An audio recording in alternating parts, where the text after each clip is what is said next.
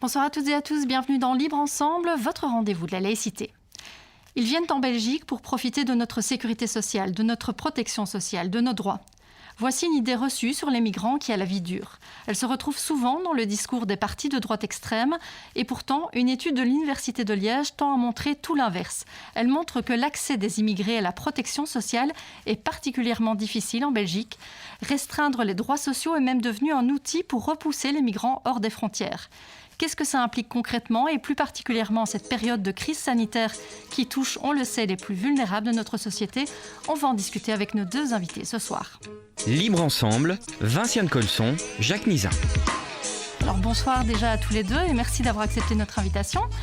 Tout d'abord Jean-Michel Lafleur, vous êtes directeur adjoint du CEDEM, le Centre d'études de l'ethnicité et des migrations à l'Université de Liège, chercheur FNRS et auteur avec votre collègue Daniela Vintila d'une large étude qui compare les conditions d'accès à la protection sociale des immigrés dans les 27 États membres de l'Union européenne. Donc ça comprend l'accès aux soins de santé, au chômage, à la pension, aux prestations familiales, l'assistance sociale aussi, vous allez nous en parler dans un instant. Et alors à vos côtés, Michel Genet, vous êtes directeur général de Médecins du Monde Belgique. Donc Médecins du Monde qui est finalement présent sur tout le parcours migratoire, du Maroc à la Grèce, en passant bien évidemment par la Belgique. Et vous êtes notamment présent dans le hub humanitaire à Bruxelles aux côtés de la plateforme citoyenne de soutien aux réfugiés et de Médecins sans frontières pour proposer des consultations médicales et psychologiques aux migrants en transit. Alors Jean-Michel Lafleur, peut-être une précision méthodologique ou terminologique, peut-être avant de démarrer, c'est que votre étude s'intitule « L'accès des immigrés à la protection sociale ». Et sous ce terme « immigré » se cachent en fait des réalités assez différentes, puisque ça peut recouvrir à la fois la situation d'un ressortissant français qui travaille en Belgique, mais aussi, par exemple, d'un demandeur d'asile syrien ou d'un migrant érythréen. Effectivement, notre étude s'intéresse aux migrants qui ont différents statuts et même si on a tendance à les appeler des citoyens européens mobiles, les Européens qui bougent dans l'espace Schengen sont aussi des immigrés qui, quand ils se déplacent, doivent répondre à un certain nombre d'obligations. Alors elles sont évidemment nettement moindres que ceux qui se déplacent de la Syrie vers la Belgique, bien entendu, mais ce que nous tentons de montrer dans cette étude, c'est que le droit à cette libre circulation européenne, au contraire de ce que beaucoup de gens pensent, il n'est pas inconditionnel du tout. Oui, donc même si les réalités finalement sont très différentes entre les différents profils, dans tous les cas, la conclusion principale, c'est que vraiment la protection sociale est limitée en Belgique, quel que soit finalement le lieu d'où on vient. Notre étude s'intéresse à l'ensemble de l'Union européenne et compare les politiques publiques en matière de protection sociale des 27 États de l'Europe à l'égard des citoyens en situation de mobilité internationale. Et on constate qu'effectivement, la Belgique n'est certainement pas parmi les bons élèves, puisque par le biais de différentes politiques sociales, elle introduit des restrictions à la mobilité ou à l'installation durable des migrants. On prend un exemple, si vous le permettez, par exemple des citoyens européens qui font usage de l'aide sociale, en particulier de l'aide des CPAS. On constate qu'en Belgique, sur les 10 dernières années, des milliers, plus de 15 000 personnes ont perdu leur droit de résider en Belgique. Des citoyens européens ont perdu ce droit parce qu'ils ont reçu à un moment donné de leur parcours migratoire une aide d'un CPAS en Belgique. Oui, donc ça veut dire qu'on a restreint effectivement l'accès à cause de cette demande d'aide, parce qu'on a estimé qu'ils étaient trop dépendants de l'État et des droits sociaux, justement. La Belgique fait une interprétation restrictive d'une directive européenne de 2004, connue sous le nom de directive citoyenneté, qui permet effectivement aux États de restreindre la libre circulation de certains Européens s'ils représentent, et je mets ça entre guillemets, une charge déraisonnable pour les finances publiques de l'État. Ce sont les termes de la directive. La Belgique fait une interprétation relativement extensive de cette disposition qui lui permet dès lors d'expulser, c'est mieux dire, de retirer le permis de résidence puisqu'il n'y a pas d'expulsion physique de citoyens européens. C'est une pratique qui est particulièrement prégnante en Belgique au regard d'autres États européens. Alors on voit que effectivement c'est déjà un problème pour des étrangers donc issus de l'Union européenne, mais ça s'aggrave évidemment quand on vient de pays hors Union européenne. Et donc vous avez montré dans l'étude qu'avant la crise de la Covid-19, un étranger européen sur 4 était en risque de pauvreté ou d'exclusion sociale en Belgique. Mais dans le cas des étrangers non européens, cette proportion monte à 62%. Donc on a 62% des personnes étrangères non européennes en Belgique qui risquent de tomber dans la pauvreté, c'est ça ? Absolument, ce sont des statistiques d'Eurostat, donc qui sont collectés à l'échelle de l'ensemble de l'Union européenne, qui donc indiquent que la Belgique est particulièrement mauvais élève en matière de taux de pauvreté des personnes étrangères. Il n'y a pas d'autre État dans l'Union européenne où l'écart est aussi grand entre les nationaux et les étrangers non européens. Donc la situation est particulièrement préoccupante ici. Alors Michel Genet, donc je me tourne vers vous. Au niveau de Médecins du Monde, finalement, ce risque de précarité chez les étrangers non européens, vous le constatez tous les jours sur le terrain, en fait. C'est clair. C'est clair qu'on estime que sur Bruxelles, en tout cas, plus de 70% des personnes sans abri sont des personnes en général sans papier ou transmigrantes.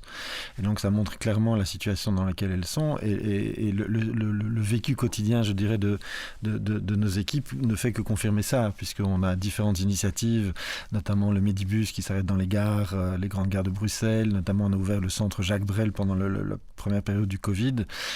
Et chaque fois, ça ne désemplit pas. Et deux, c'est des situations toujours d'une grande précarité. Ça, c'est une évidence. Alors ici, on parle de différents droits sociaux, à la protection sociale. Et parmi, évidemment, cette protection sociale, il y a l'accès aux soins de santé. Alors aujourd'hui, quand on n'a pas de papier, finalement, en Belgique, quand on n'est pas reconnu comme un citoyen belge, ou en tout cas qu'on n'a pas un droit de résidence, à quel type de soins de santé on a droit? Alors en fait, il y a deux catégories. Il y a quand on a un statut quand même qui est celui de demandeur d'asile. Là, c'est Fait d'asile qui prend en charge les soins médicaux. Quand on n'a pas ce statut-là, on fait appel à ce qu'on appelle l'aide médicale urgente. C'est quand même un dispositif dont on peut être fier en Belgique, qui passe par les CPAS. Et là, c'est peut-être là que parfois il y a un petit problème. Ça dépend un petit peu les pratiques d'un CPAS à l'autre, si vous voulez. Et donc logiquement, c'est un système qui fonctionne, sauf qu'il faut que les gens soient au courant, donc il faut que les gens soient en contact avec des organisations comme la nôtre, passe au hub que vous avez évoqué tout à l'heure, et qu'on puisse les réorienter vers un système d'aide médicale urgente, si vous voulez. Oui, donc ça veut dire qu'on a accès, mais est-ce que, par exemple, en cette période de Covid, les personnes qui n'ont pas de statut, qui sont ces migrants en transit notamment, est-ce qu'ils vont oser, par exemple, se faire tester? Est-ce que ce sont des personnes qui se disent « Tiens, j'ai quelques symptômes, je vais aller dans un centre de test officiel, je vais oser finalement faire appliquer ce droit à la santé auquel j'ai droit », mais est-ce qu'ils vont l'appliquer? C'est une belle question, évidemment. Nous, on est plutôt dans une approche de ce qu'on appelle outreach, c'est-à-dire aller plutôt vers ces gens-là, c'est-à-dire aller chercher dans les squats, aller chercher dans les centres d'accueil et autres, justement pour essayer pour les informer d'abord de l'impact de leurs droits et autres, mais aussi en matière médicale, et notamment le fait que les testés n'a pas d'implication directe sur le fait d'être éjecté du pays ou pas, si vous voulez. Donc c'est plutôt une démarche proactive qu'il faut faire vers ce type de public-là, plutôt que eux aller dans un centre. C'est très clair. Et donc la question va aussi se poser pour la vaccination. On est en train de réfléchir avec d'autres organisations au niveau de la région bruxelloise notamment, et puis ça va se passer aussi en région wallonne, sur comment est-ce qu'on va toucher ce public-là, quelle va être sa priorité dans la liste des priorités qui ont été établies, sachant que c'est évidemment très très dur pour ces gens-là qui vivent le plus souvent dans la rue ou dans des refuges, même si ces refuges ont eu tendance ces derniers temps, c'est une bonne nouvelle, à être ouverts 24 heures sur 24 et 7 jours sur 7, qu'eux ne soient pas porteurs du virus pour ne pas déclencher de clusters, si vous voulez. Donc c'est un enjeu assez essentiel, comme tous les autres clusters potentiels que l'on connaît, qu'on a connus et que l'on connaîtra sans doute encore un petit peu. Mais donc c'est un public qui doit faire l'objet d'une attention un peu particulière, vu les conditions assez déplorables dans lesquelles il vit. Alors Jean-Michel Lafleur, ici on parlait un peu de la peur d'éventuellement de certains d'aller vers des centres pour se faire tester.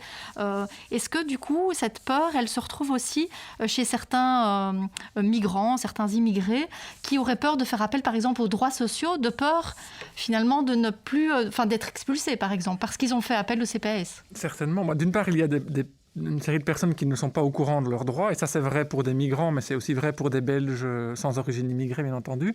Mais il y a effectivement, dans le cas des immigrés, des particularités, à savoir que l'accès à certains droits peut avoir des conséquences sur leur installation durable ou celle de leur famille sur le territoire belge.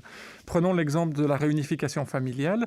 Un immigré non européen vivant en Belgique qui veut faire venir son époux ou son épouse sur le territoire par le biais de la réunification familiale doit démontrer qu'il possède les ressources suffisantes pour pouvoir subvenir aux besoins de son époux ou son épouse, et ces ressources ne peuvent pas être issues de l'aide sociale. Par conséquent, ce type de dispositif, par définition, va décourager les migrants de faire appel à ces dispositifs d'aide, même quand ils y ont droit. Mais est-ce qu'il y a d'autres types de droits sociaux, finalement, auxquels on a accès quand on n'a pas de papier en Belgique? Est-ce qu'il y a d'autres choses auxquelles on a accès, à part cette aide médicale urgente? Eh bien, si l'on a une définition extensive de la protection sociale, on peut penser notamment au droit à l'éducation, à la possibilité pour les enfants de fréquenter l'école, qui, je crois, est un des exemples quand même les plus répandus, et aussi un exemple qui est un des plus intéressants parce qu'il permet à la population belge non immigrée d'être confrontés de façon quotidienne à la réalité de la situation des migrants sans papier. Et bien souvent aussi, ça va être la base de mobilisation et de pratiques de solidarité visant à la régularisation de ces populations. Alors, on parlait de la crise tout à l'heure. C'est vrai qu'on sait qu'il y a des mécanismes d'aide sociale qui ont été mis en place pour aider les Belges, en tout cas. Par rapport aux personnes migrantes, elles n'ont accès à aucune de ces aides. Est-ce que vous, par exemple, au niveau de Médecins du Monde, est-ce que vous constatez qu'il y a une augmentation finalement de la demande et de la précarité parce que ce sont des gens qui se sont retrouvés finalement du jour au lendemain sans les petits revenus qu'ils pouvaient avoir avant à cause de la crise? Alors, c'est-à-dire que quand vous parlez de dispositifs publics, moi je parlerais plutôt du fait que les gens qui sont dans la rue ont eu beaucoup de mal dans la première période Covid parce qu'il n'y avait plus personne dans les rues, les restaurants étaient fermés, donc il n'y a pas moyen de récupérer les restes de nourriture, etc. Et dans la deuxième partie, là c'était plutôt, on a constaté qu'il y avait des gens qui nous disaient, vu qu'on essaie de ne plus utiliser la monnaie sonnante et trébuchante, on paye par carte et donc les gens ont beaucoup moins de monnaie. Moi c'est un constat que je fais tout le temps quand je me promène, je me dis flûte, je n'ai pas de monnaie sur moi parce que je paye avec carte et donc il y a des tas de gens que je voudrais aider et que je ne peux pas faire. Donc ça c'est un constat qui est évidemment très très dur. D'autre part, au niveau des dispositifs existants, il faut savoir que lors du premier lockdown, le fait d'asile justement a fermé ses portes et puis dans un deuxième temps l'a fait par voie informatique, ce qui est évidemment une barrière incroyable pour les gens qui vivent dans la rue et autres.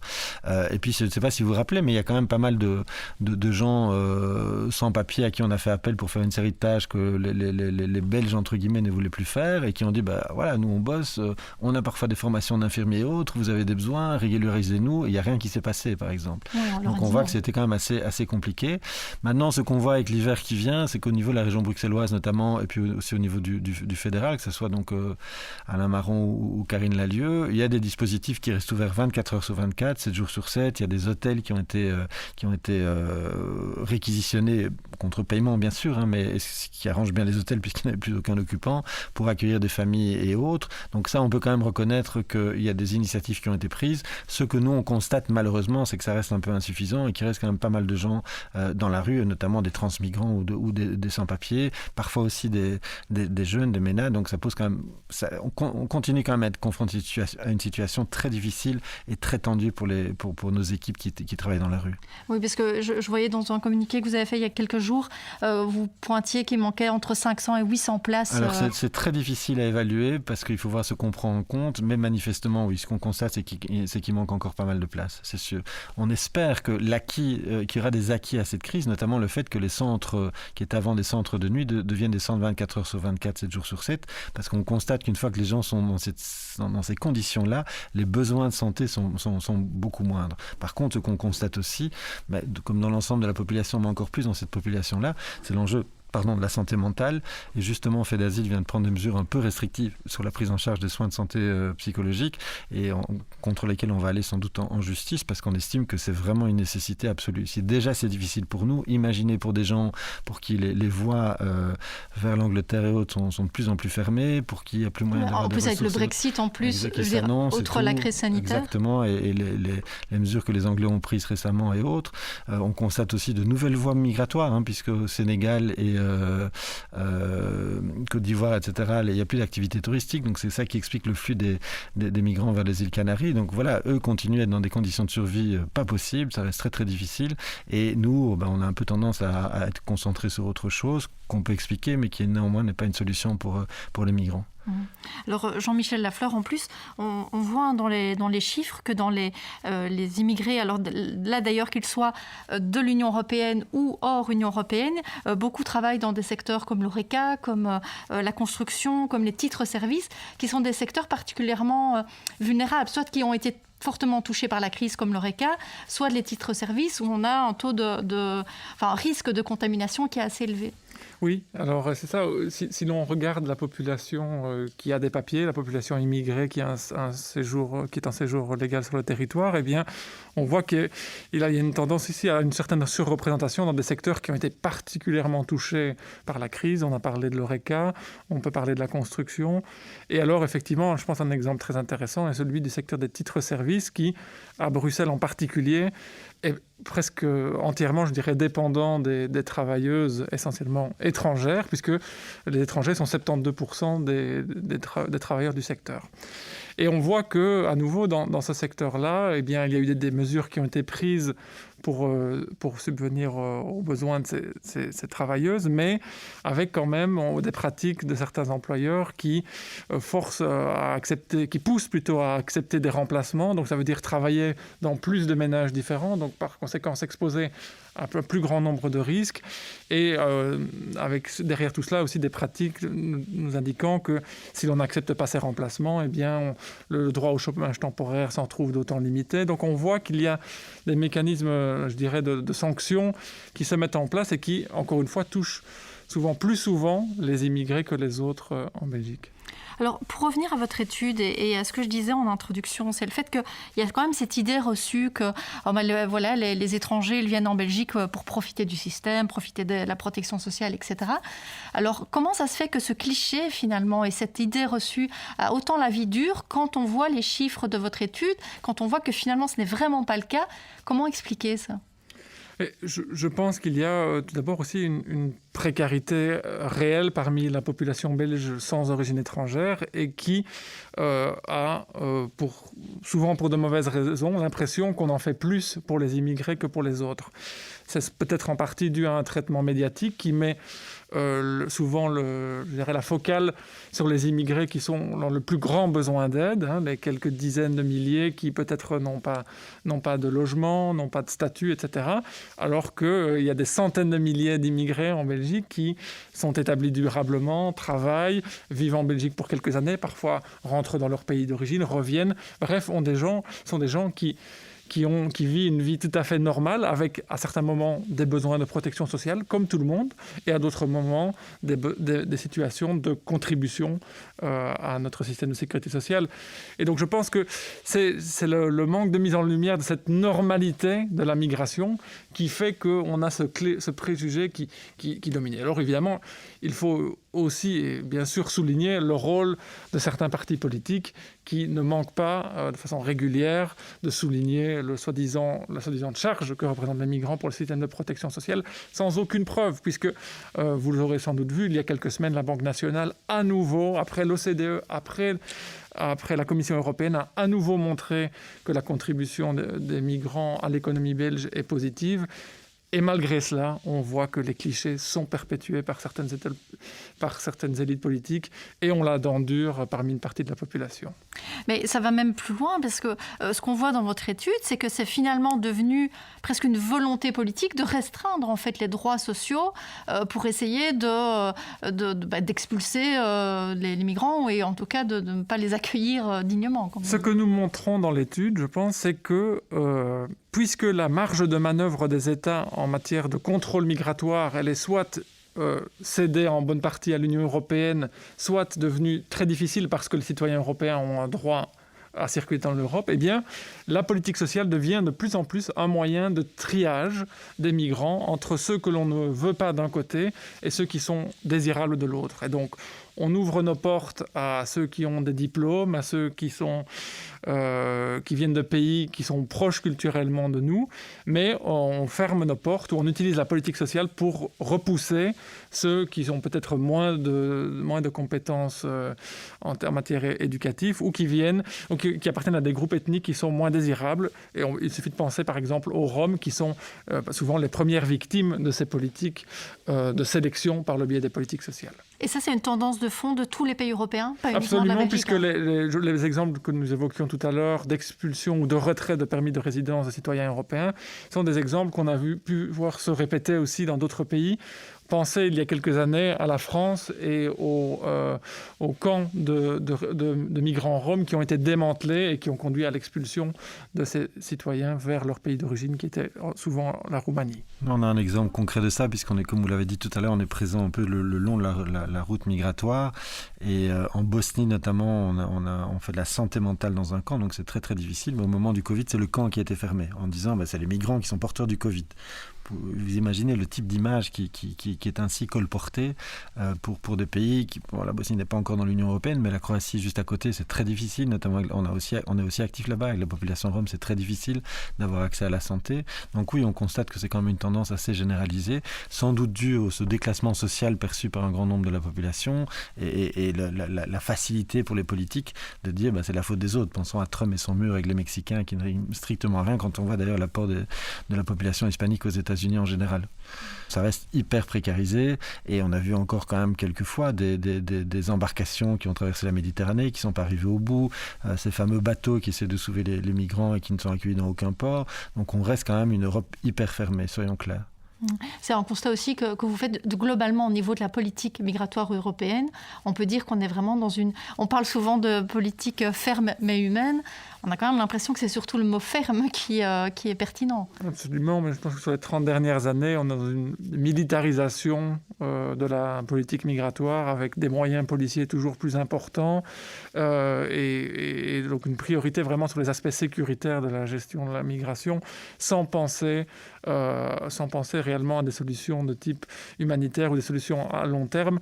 Et on voit que c'est logique, on les applique aussi aux États tiers avec lesquels l'Union européenne collabore, avec des conditions d'acceptation de retour des migrants pour pouvoir recevoir certaines aides de l'Union européenne. Donc on est dans une dynamique vraiment, je dirais, sécuritaire et qui va malheureusement en s'accentuant et qui a pour conséquence première de causer des morts par centaines chaque année. Est-ce que dans votre étude, vous avez repéré certains pays qui sortent peut-être leur épingle du jeu, qui ont des politiques un peu différentes ? Il est difficile d'isoler des États, mais plutôt on peut parler de meilleures pratiques sur certaines politiques, sans doute. À nouveau, la Belgique n'est pas toujours le mauvais élève non plus. Nous avons évoqué tout à l'heure la question de l'aide médicale urgente en Belgique, et la Belgique est effectivement plutôt reconnue comme un exemple où ça marche plutôt bien. Donc on ne peut pas véritablement mettre un État en exergue, mais plutôt tenter, et c'est ce qu'on cherche à faire avec ces ouvrages, c'est aussi de mettre en lumière certaines bonnes pratiques qui permettent, je dirais, à la migration de ne plus être une pénalité dès lors qu'on cherche à obtenir une protection sociale. Et comment, Michel Genet, on peut aussi casser ces clichés ? Parce qu'on a dit que ces clichés persistaient, mais comment aujourd'hui on peut les casser ? Comment œuvrer pour montrer que tous les chiffres, tous les faits qu'on a donnés aujourd'hui, comment essayer de les faire comprendre à la majorité de la population ? Moi, j'ai bien aimé quand même pendant le Covid-1 le fait qu'une série de gens sont venus travailler là où les Belges, entre guillemets, ne voulaient pas le faire, qu'il y a une série de gens qui ont dit « mais nous, on a des capacités médicales et autres, on voudrait bien aider, laissez-nous aider ». Il y a eu ce très bel exemple que j'ai un peu suivi sur Twitter d'une dame d'origine africaine en France qui est infirmière, qui avait du travail ou qui était aide-soignante ou que sais-je, qui a travaillé énormément pour soigner les gens pendant la période Covid et qui normalement devait être expulsée. Et puis ça a suscité une telle réaction que finalement elle a pu rester en France. Je pense que l'apport de ces gens-là, c'est aussi le côté entrepreneurial. On se plaint d'avoir une population qui soit trop peu entrepreneuriale. On peut quand même imaginer que quitter son pays et partir dans des conditions pas possibles, épargner en général beaucoup d'argent pour payer les passeurs, parce qu'on sait que c'est un sale business et plus on renforce les frontières, plus on rend le prix du passage élevé, bien entendu, et le rôle des passeurs incontournable. Donc ça veut dire que c'est des gens qui clairement prennent leur vie en main, sont dans une logique de survie, mais prennent vraiment leur vie en main. Donc je crois que c'est de très très belles énergies. Et effectivement, l'insertion par l'école montre que y a des gamins qui apprennent très bien, qui font de très très bons parcours. Quand on se rappelle l'émotion qu'a suscité le choix qu'Angela Merkel a fait il y a quelques années d'accueillir 1 million de personnes, et puis qu'on voit maintenant des exemples de gens qui ont des diplômes, des surdiplômes universitaires et autres, je pense que c'est un vrai apport pour la société en général. Par contre, je crois qu'effectivement, le travail qui a été fait par M. Lafleur montre bien qu'il faut qu'on dépasse nos préjugés et que c'est vraiment ça essentiel. Mais je trouve que des histoires comme celle-là peuvent contribuer à ça et qu'un Médecins du Monde, tous les jours, on rencontre de personnalités extraordinaires qui se battent vraiment pour leur survie. Ce que vous et moi, on n'a pas été amenés à faire jusqu'à présent. Et donc, c'est quand même des gens qui, pour moi, du coup, ont une valeur particulière. Si vous le permettez, je vais rebondir sur un élément qui vient d'être mentionné. Je pense que c'est particulièrement important d'encourager les contacts interpersonnels. C'est-à-dire que ce qu'on constate, c'est que dès lors qu'il y a contact et échange entre les migrants, j'ai pris l'exemple des écoles tout à l'heure, mais prenons l'exemple de l'accueil des migrants par des milliers de familles belges durant ces dernières années. Eh bien, ces pratiques-là, ces pratiques d'échange permettent de faire tomber une série de clichés et de vraiment créer de l'empathie, créer de la compréhension. Et c'est vraiment un point de départ essentiel pour le changement de l'opinion publique sur la migration. Je ne suis pas en train de dire que tout le monde doit accueillir des migrants chez soi, ce n'est pas la question. Mais ce que je veux dire, c'est qu'il est particulièrement crucial que ce type de pratique soit soutenu et surtout qu'elle ne soit pas criminalisée, comme il en a été parfois question, de rentrer dans le domicile des personnes pour voir si elles n'accueillaient pas des sans-papiers. Ces pratiques-là, je dirais, d'attaque du monde associatif et finalement des citoyens qui veulent se montrer solidaires sont particulièrement détrimentales à cette idée de créer de la solidarité et de créer de l'empathie à l'égard des migrants. Et je pense que c'est un élément essentiel. Et le second, c'est cet appel que l'on répète sans cesse à l'égard des partis politiques qui ne sont pas xénophobes, de mobiliser les ressources qui sont à leur disposition, ces chiffres, ces études qui montrent que la contribution de la migration à notre société pour construire un contre-discours à opposer aux populistes et aux nationalistes qui s'opposent à la migration.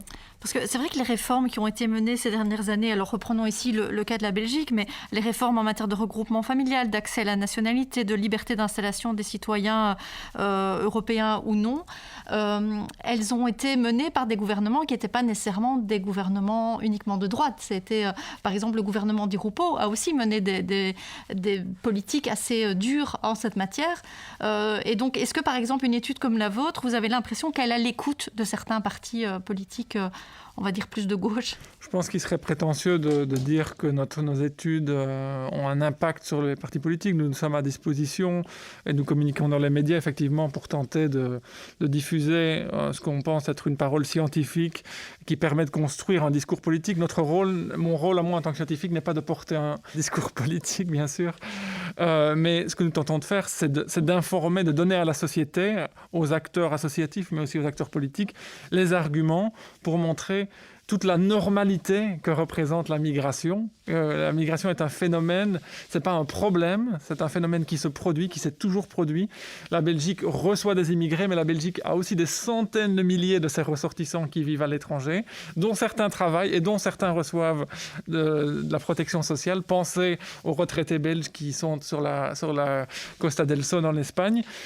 Et ça fait partie de la normalité de la migration. Elle a toujours existé et elle existera encore. Et croire qu'on va y mettre un terme, que ce soit en militarisant nos politiques migratoires, en utilisant les politiques sociales pour les contrôler, est tout simplement illusoire.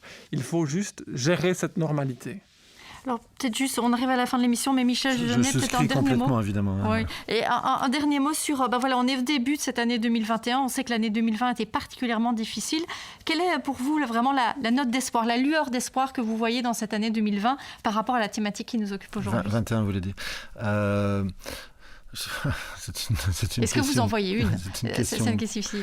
Piège. Moi, j'espère effectivement que le vécu de ces personnes sans papier et autres pendant le Covid ont interpellé un peu le citoyen lambda normal, si je puis dire. Mais soyons lucides aussi. On est tous un petit peu quand même assiégés par ce sentiment difficile de vivre une période très particulière, lockdown et autres. Donc, je pense que c'est pas gagné. Honnêtement, je pense que c'est pas gagné. Mais je trouve qu'il y a effectivement quelques beaux exemples de solidarité et de présence de ces personnes au sein de notre notre société dans une période comme celle-là qui ont plutôt aidé et du coup j'espère qu'effectivement ça pourra nous aider. Mais honnêtement, je suis pas hyper optimiste ni hyper enthousiaste, soyons clairs. En tout cas, vos équipes sur le terrain restent mobilisées. Là, juste ça, c'est une vraie note d'espoir, c'est clair. Pour donner un chiffre, je voyais que par exemple sur les 7 derniers mois, vous avez fait presque 2500 consultations médicales. Tout à fait, en Belgique. Vous êtes vraiment présent, actif. Avec beaucoup de bénévoles aussi, et ça il faut le dire. Donc des gens qui, au moment du premier Covid, on a pas mal de médecins qui ont atteint l'âge de la retraite et qui font du bénévolat chez nous et qui étaient très très fâchés de ne pas pouvoir travailler puisqu'on leur a dit vous êtes public cible, vous ne pouvez pas le faire. Ils étaient vraiment en révolte et puis donc on a trouvé des conditions pour les faire travailler. Donc ça veut dire qu'il y a effectivement beaucoup de bénévoles qui se mobilisent. Dans la foulée du parc Maximilien, ça a quand même été une mobilisation extraordinaire. Je crois qu'effectivement, il y a des regards qui ont changé, mais on doit aller un peu plus loin encore. En tout cas, merci beaucoup. Donc, je rappelle, Michel Genet, vous êtes directeur général de Médecins du Monde Belgique et Jean-Michel Lafleur, directeur adjoint du CEDEM, le Centre d'études de l'ethnicité et des migrations de l'Université de Liège. Et on peut trouver votre étude sur le site du CEDEM. Donc, c'est cette étude publiée en 3 ouvrages différents que vous avez publiés avec votre collègue Daniela Vintila. Merci beaucoup à tous les deux. Merci à vous de nous avoir suivis et une belle soirée à tous.